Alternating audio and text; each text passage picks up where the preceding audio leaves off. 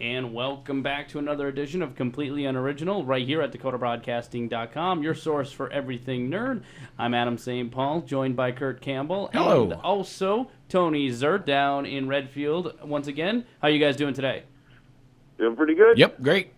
We this might be our first Ode to a Dead Guy episode, I think, as a mountain in the horror genre of filmmaking and just filmmaking in general, because more than that, was passed away recently, earlier this week. Wes Craven, at the age of 73. 76. 76, thank you. Dies after a long battle with brain cancer. I was not aware that he was fighting. No, I think he was a fairly private person in his personal life.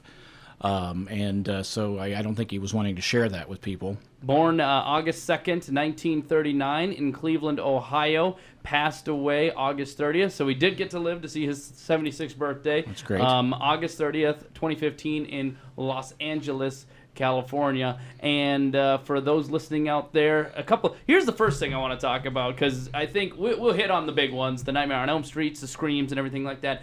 He has a lot of films to his name, and Tony and Kurt, Kurt, I don't know how big a fan you are of like horror films, Tony, but Kurt has probably seen all of these. And going back to his first feature back in 1972, Last House on the Left, Which is still a groundbreaking film in exploitation film circles. No film, I don't think anyone expected anything that brutal to come out of the early 70s. It's a rough film to watch. It's still hard to watch. Yeah. I understand that actually the remake isn't too bad, although I haven't seen it. You got a good cast, and it's a real heartbreaking story. But yeah, that's his first film, although the first film of his I saw was a little later. That would be the first Hills Have Eyes. It was a horror film that I wasn't supposed to watch, and I got caught sneaking watching it because that's too scary for you. And I'm like, I don't care, I want to watch it. Oh, and I got caught, so I got in trouble for that. But it was the canary being eaten scene, I believe, is where I got caught. Michael Berryman is in that movie. Yes, he's very good in it too. He's scary. Yeah. And then there's the other guy who's been in a lot of horror films recently, who was in the remake of The Hills Have Eyes. I can't remember his name. He also played the sharpshooter that was kind of disfigured from Land of the Dead, if you guys ever saw Romero's Yep, Land I did. of the Dead. I did. I I liked it. Adam didn't. Name. Awful. Adam's wrong, but that's okay. Adam's wrong. He doesn't like it, so. Oh, that's terrible. No, I love horror movies. Especially I remember the Amityville Horror. My mom and I watching that together, and when it was so cheap. Now that I look back on it and everything, but it still just creeps me out as like the eyes in the window. Oh, sure. And stuff like that just always creep me out. But no, Wes Craven, yeah, he was like a beef castle when it comes to horror dudes, and my favorite Wes Craven movies still to this day is Swamp Thing. And I was gonna get to that. That's one a good too. film. It's an I love underrated Swamp film. Thing. Loved Swamp Thing. So we're going to move on from The Last House on the Left. And the next one, Kurt mentioned, and we touched on it a little bit, The Hills Have Eyes. And that one came out in 1977, so about 5 years after. And he did another feature during that time, but 5 years after Last House on the Left. The Hills Have Eyes. Here's the one thing, and I don't know, and you guys feel free to comment on this. In fact, that's why I bring it up. What does it say about a man's work when he gets remade and rebooted so many times? Wes Craven is responsible for The Hills Have Eyes, which got rebooted and remade, and a sequel from the reboot. He also made the Swamp Thing, which did get a sequel, but that hasn't been rebooted since then. He also made Last House on the Left that got a reboot. He also did Nightmare on Elm Street, which has seen multiple sequels and also a reboot, and they're going to be rebooting it again. What does that say about a man's work? Tony, you want to go first? Sure. I mean, I'm pretty sure that, God, I think it might have even been like one of you guys. Somebody was telling me that they heard an interview with Wes Craven where he was just like, yeah, I'm really, happy that people, remake my stuff and everything. And hey, just, make sure I get a check in the mail. That was John Carpenter. Yeah. Oh, that's okay. right. That was, and what he said again is, what do you think about people remaking your movies? And he said, I get a check every month. That's what I think about it. Okay, no, and in fact, I think I was wrong. I'm pretty sure Wes Craven did not put his stamp of approval on the new Nightmare on Elm Street that came out. And Yeah, so that's kind of sad. If I'm correct on that, that's kind of sad. But it's, you have to look at it from the perspective of them. That especially like Elm Street, that was his baby probably. Yeah. And somebody later on says, hey, we want to try to remake your baby and everything. And I'm sure there's a level of oh man, these guys might just really mess this up. But then there's also that level of, hey, that's kind of nice. Thanks, guys. Yeah. Honestly, it says a lot for the power of the material that people, and the reason it's so successful. It's not just a fluke that so many of his films have done so well and been so dominant in the horror genre for so many decades now. And yeah, he did take back. He was like, well, I don't really. These sequels really aren't what I had in mind. He was not big on a lot of them. No, he wasn't a big fan. And now, again, he got paid, and he was also the type to believe that just because remakes and sequels, while they may decline the quality of the franchise, they do not ruin the quality of the original. And that's you can't. You can make a horrible version of a Stephen King book, but if the book is good, the book stays good no matter how bad the film version is. And that I think he's the kind of guy who applied that to his own works. Like, well, they can sequelize and make these horrible films, but my movie's still good, so what difference does it make, I guess? Yeah, and you have to thank him because, honestly, he might have paved the way for some directors' thought process when, like Bryan Singer, for example, went and did the X-Men movies and stuff, the first two, and then came back later because he just wanted to probably just dredge it out of the sludge that it was in. Thank you, Brett Ratner. Yeah, and same with Wes Craven with Freddy. I mean, he came back and did New Nightmare, and if you ask me, that's one of the best. That's one of the best Freddy Krueger movies there is. It's a very underrated, and it's a very, when Kurt and I talked about it's a very meta postmodern film. It's a very ahead of its time. That because it was before Scream, it was before the people, mainstream, especially horror audiences, had not been exposed, I think, to that, at least on a grand scale, that meta filmmaking and that meta storytelling, where it's actually happening in the real world and stuff. And it was weird and it was different. And like I said, ahead of its time. Moving on, and we'll continue to talk, of course, about Freddy, because you can't talk about Wes Craven without it. But Swamp Thing, which he made in 1982.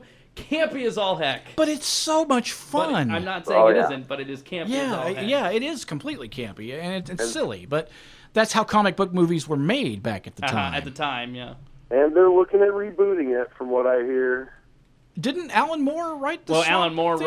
wrote the Saga of Swamp Thing. He wrote some of the best stuff. They need to adapt that if they're going to reboot it. It's like a 7-tome, 7-volume book. It's a long read. I've been meaning to buy it. But The Hills Have Eyes Part 2 came out in 1984, followed by A Nightmare on Elm Street, 1984. And then this is one that Kurt and I talked about too, just before we went on air and everything, how versatile he was. He did one episode of the TV series Walt Disney's Wonderful World of Color. That just goes to show. He also did 5 episodes of the Twilight Zone. He did The Serpent and the Rainbow in 1988, which was not one of his greater known ones. But it's a cool voodoo movie. Yes. And The Pullman. The People Under the Stairs, which is a great metaphor for the Ronald Reagan administration. Oh, era. sure. And he was very politically minded, Wes Craven was. He was not afraid to put subtext into his films and let you find it. Then, of course, New Nightmare, which we talked about. Scream,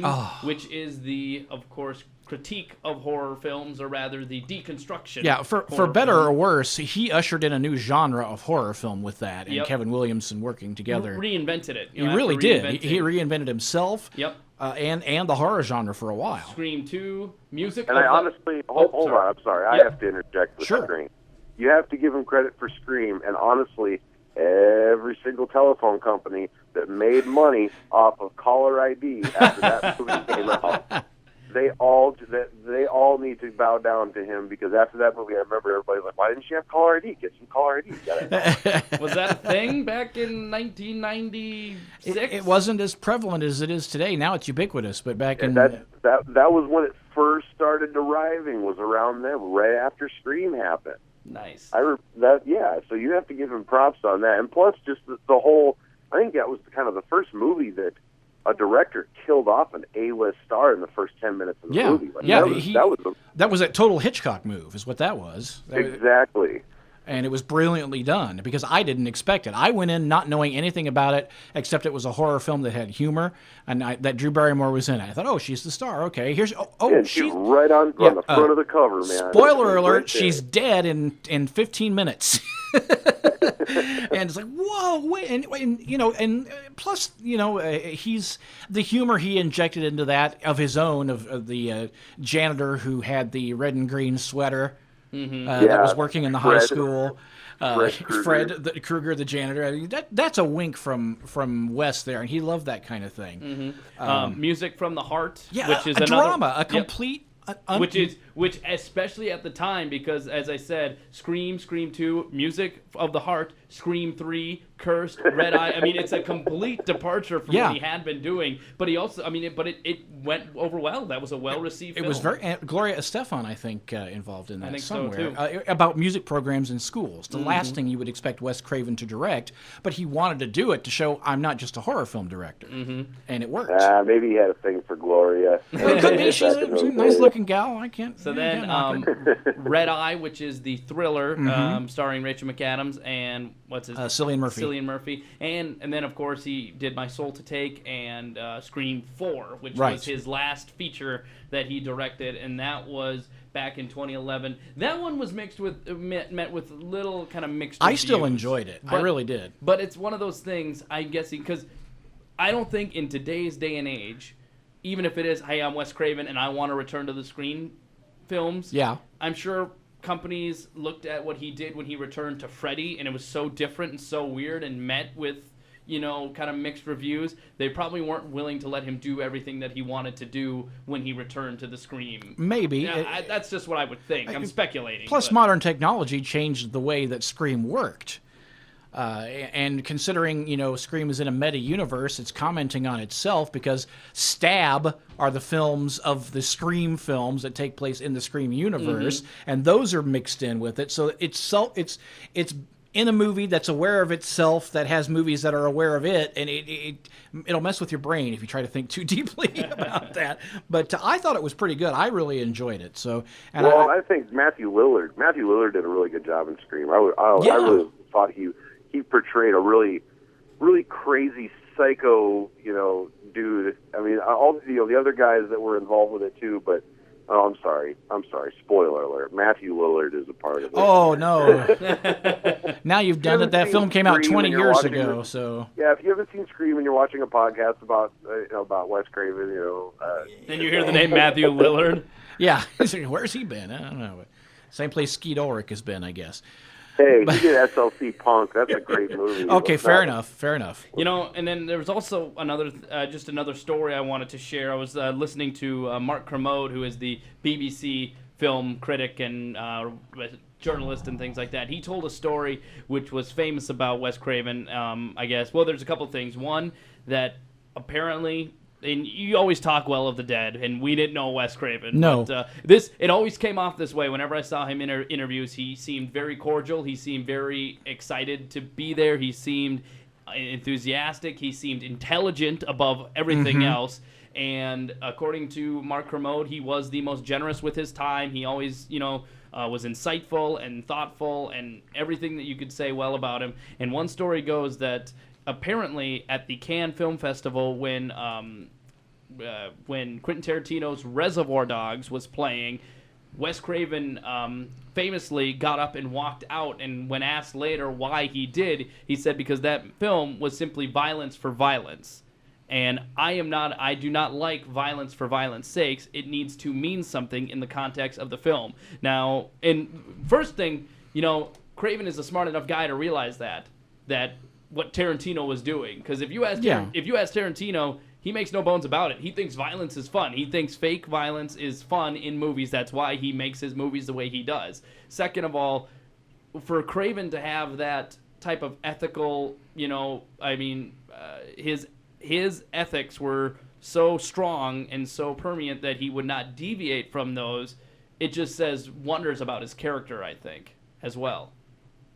It's interesting you say that, because I just watched an interview with Tarantino where they asked him if he was ever approached to do Scream, and he said that briefly he was talked to about directing this movie called Scream, and he actually got to read the script, and he said, I passed on it and everything, and Wes did it the way he did it, and stuff, but he's just kind of talking about about his opportunity of being able to direct Scream. I think that's kind of interesting that Wes walked out on Reservoir Dogs. Mm-hmm. It's true. They were both. I mean, that's a film for what was it, Miramax's subunit Dimension. So he's working with the Weinsteins, and that was right around the time of Pulp Fiction. So my guess is they probably could have bumped into one another any time in the lobby of Miramax Pictures. But it is kind of interesting, the relationship there. But you mentioned that one British journalist. I've seen nothing but, and again, yes, you speak well of the dead, but I've seen nothing but people saying positive things about Wes Craven. Just remembering what a wonderful person he was, as well as a filmmaker, and that really does your heart good when you know someone you admire so much also is just a good person in everyday life. That makes you feel really good about supporting their work. Right. It's sad to see him go, Yep. and it also kind of the way he went is no fun, battling brain cancer, and you don't wish that upon anyone. But he kept working. I mean, he brought Scream to TV. He brought the Scream TV series. He was working on it, and he's still getting writer credits. But again, I think that's more just because he created the Freddy Krueger character. And let's kind of close with that discussion, and that, of course, is Freddy Krueger. The guy has been scaring people for generations. 30 years. Yeah, and he is, by all means, one of the staples of horror cinema. You think, when you think of horror films, you think of names like Freddy Krueger, you think of Jason Voorhees, you think of Michael Myers, maybe to a lesser extent Chucky, I mean, to a much lesser extent. Yeah. But at the same time, that's a name that comes... He's still an icon. Pinhead from the Hellraiser films. It's still even lesser, I think, than those guys. And Craven, as we've talked about on this podcast before, he came up with that from a real-life story. It's based on a true story. A Japanese man was found dead due to a heart attack because of night terrors he was having were so vivid it killed him, and they found him with caffeine pills and a coffee machine in his house with him, or in his room with him, because he didn't want to go to sleep. And, Craven turned that into just a legacy. What was your guys' experience with Freddy Krueger? Go ahead, Tony. I tell you, I didn't get into them kind of like Kurt. Those were too scary for me. So I didn't really get into them until probably like the late '90s and stuff. And then, but there's always one thing. Honestly, like if I could get like one tattoo that was dedicated to a horror film. And I know it's not the greatest film in the history of the world, but I enjoyed it. But Freddy versus Jason. There's a scene in that movie. And the one thing that I always loved about Wes Craven was how he could the people in the movies beyond the soon to be dead teenagers, like all the when you see their parents and anybody in the outside world, they're always very just monotone, and it always kind of gave me a feeling of these people are not going to be able to help you. Like that was the feeling that they portrayed with the parents and stuff like that, where they were very just kind of bland and just kind of in the background and stuff. But in Freddy versus Jason, they captured that as well. And there was a scene where a kid was sitting on the porch and he wakes up. Of course, he falls asleep and then he wakes up and you're like, okay, well, you're in the dream world now. And spoiler alert, his dad's sitting next to him and his dad's head just pops off and this kid freaks out. He runs off the porch and he goes out in the middle of the road and you see just the silhouette of Freddy down in the street light. Like down the block stuff. And that was always just the way that Robert Englund was standing right there with his blades out. It always just creeped me out, man. But it was always just such an iconic look for him. Did you know, too, it's if you watch the original Nightmare on Elm Street, watch how Freddy stands, and Robert Englund then incorporated it to the rest of the time that he was Freddy. One arm hangs a lot lower than the other, the arm with the claw on it, because that claw was basically real. It was heavy, so yeah. dang heavy he couldn't lift. So then, like, for the rest of the time, even when better, props were made and things like that, and it wasn't as heavy, he still kept that hunched look that he had in the original film. It's creepy. There's nothing you can. The silhouette, the profile that he gives is just creepy as all get out. So for sure. And he could play that role until he's 90, if you ask me. I hope he will. No offense to him, that's probably the only role he kind of has going that's for not himself. true. That's not true. Besides crappy B horror movies, yes, it is. No. So, Hey, yeah. he was in an episode of Workaholics, so he's got my stamp of approval. Yeah, there you go. All right, well, that's going to do it for us this week on Completely Unoriginal. Thank you, Wes Craven, for everything you did. Mm-hmm. It's a sad shame that you're gone, but we will continue to enjoy your movies long after you have passed on. So that's going to do it for us here for Tony Zur and Kurt Campbell. I'm Adam St. Paul. Until the next time.